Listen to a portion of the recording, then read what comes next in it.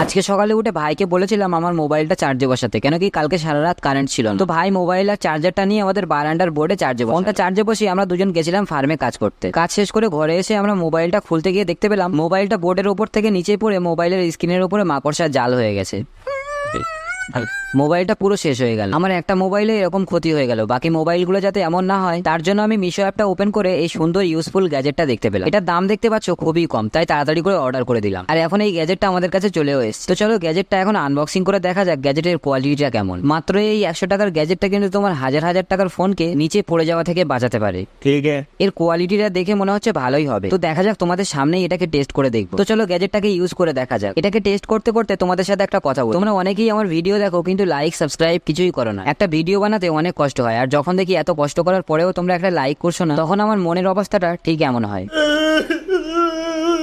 তাই একটা লাইক আর সাবস্ক্রাইব অবশ্যই করে দাও প্লিজ।